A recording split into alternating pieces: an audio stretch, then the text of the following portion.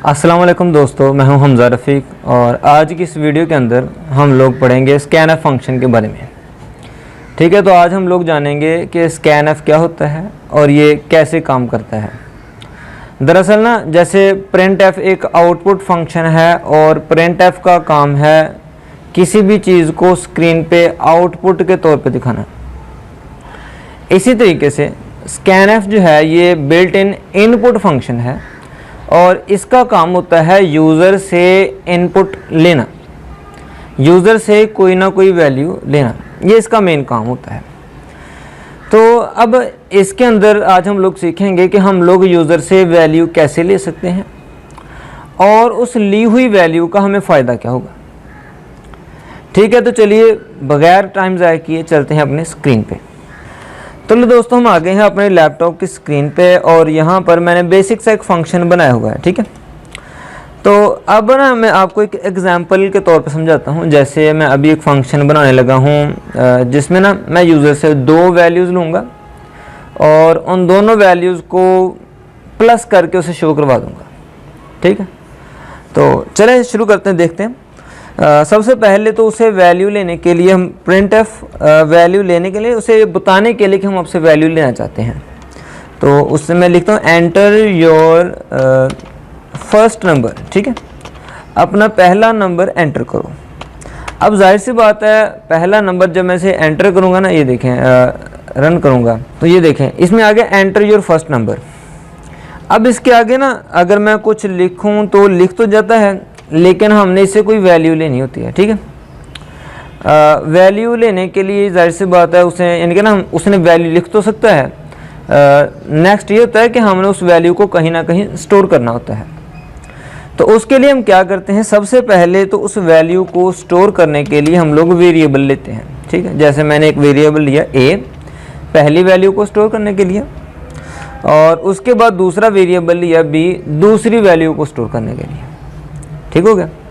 अब ज़रा मैं स्कैनफ का यूज़ करके दिखाता हूँ। इसमें हमने लिखना है स्कैनफ पैरेंथेसिस और इसमें इन्वर्टेड कोमे लगाने हैं, फॉर्मेट स्ट्रिंग। ठीक है, और इसके अंदर ना हमने फॉर्मेट स्पेसिफायर लगाना होता है। आप इसका मेथड अच्छे तरीके से देख लें। सबसे पहले हमने फॉर्मेट स्पेसिफायर लगाया %d। क्यों लगाया? क्योंकि जो मैंने वैल्यू लेनी है वो इंटीजर फॉर्म में लेनी है। ठीक है, वेरिएबल ही मेरा इंटीजर टाइप का है, ए बी और बी बी, तो मैं चाहता हूँ कि जो यूज़र वैल्यू दे वो इंटीजर टाइप की हो। %d लगाया। अब उसके बाद कॉमा लगाना है, कॉमे के बाद एम्परसेंड का साइन और इसके बाद उस वेरिएबल का नाम जिसमें वेरिएबल में ये वैल्यू जो है ये स्टोर होनी चाहिए। ठीक हो गया, मैंने यहाँ पर ए लिख दिया और सेमीकोलन लगा दिया। अब उसके बाद ये क्या करेगा, ये जो एंटर योर फर्स्ट नंबर है इसके बाद जो भी हम लिखेंगे उस वैल्यू को स्टोर करेगा। ठीक है, जैसे मैं अगर ये 234 लिखा है तो इस वैल्यू को अब ये ए की वैल्यू असाइन कर देगा। ये कहेगा ये 234 ए वेरिएबल की वैल्यू है। ठीक होगा। अब नेक्स्ट हमने उसे सेकंड नंबर लेना है। सेकंड नंबर लेने के लिए हम दोबारा प्रिंटफ लगाते हैं और प्रिंटफ लगाने के बाद मैं दोबारा वैसे ही कोड लिख देता हूँ, एंटर योर सेकंड नंबर। ठीक है, अपना दूसरा नंबर एंटर करें और उसके बाद स्कैनफ लगाते हैं ताकि हम दूसरी वैल्यू को ले भी सकें।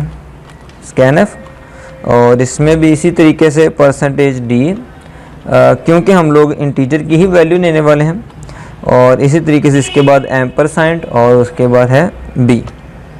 ठीक है, तो अब ये दो वैल्यूज़ इसकी आ जाएंगी। जैसे मैं इसे अगर रन करूँ ना, तो ये रन किया। सबसे पहले मैंने यहाँ पे वैल्यू लिखी 24। अब जैसे मैं एंटर करूँगा तो ये देखें आ रहा है एंटर योर सेकंड नंबर। अब मैं सेकंड नंबर भी एंटर कर दूँगा, वो मैंने कर दिया 25। अब जो मैंने नंबर पहले एंटर किया है ये वैल्यू वेरिएबल ए की होगी। जो नंबर मैंने बाद में एंटर किया है ये वैल्यू वेरिएबल बी की होगी। ठीक है, अब ये दोनों वैल्यूज़ स्टोर तो हो गई, लेकिन अब हमने इसे आउटपुट के तौर पे यूज़र को दिखाना भी है, वो भी प्लस करके। तो चलिए करते हैं, इसको प्लस करते हैं। तो इसका तरीकाकार क्या है कि हमने जाहिर सी बात है कुछ भी जो दिखाना होता है ना यूज़र को वो प्रिंटफ के थ्रू ही होता है। तो मैंने इसमें लिखा प्रिंटफ और इसके अंदर हमने लिख दिया, क्या लिखूं इसके अंदर, हाँ, सम ऑफ योर वैल्यूज़ इज़, ठीक है। अब यहाँ पर मैं एक वेरिएबल शो कराना चाहता हूँ इंटीजर टाइप का, और वो क्या होगा जी, वो होगा a और प्लस b, ठीक होगा। यही दोनों वेरिएबल्स लिए थे हमने। अब क्या होगा, जो a प्लस b का आंसर होगा ना, वो यहाँ पे से शो होगा। चलें इसे रन करके देखते हैं, ठीक है। तो जैसे मैं इसे रन करूँगा ना, तो यहाँ पे आ गया एंटर योर फर्स्ट नंबर। यहाँ पे मैंने अपना पहला नंबर लिख दिया 5, एंटर कर दिया।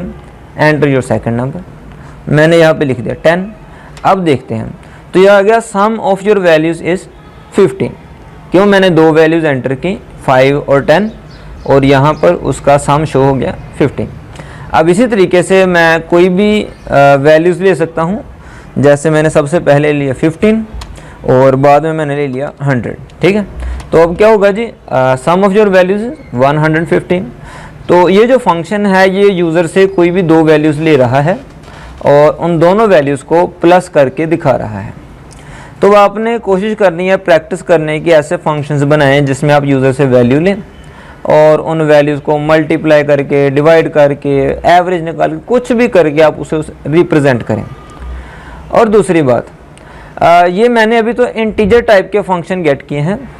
आप इससे इंटीजर टाइप के बजाय फ्लोट वेरिएबल्स लें, आप कैरेक्टर वेरिएबल्स लें, आप उनको हल करके देखें और उनके साथ भी प्रैक्टिस करें।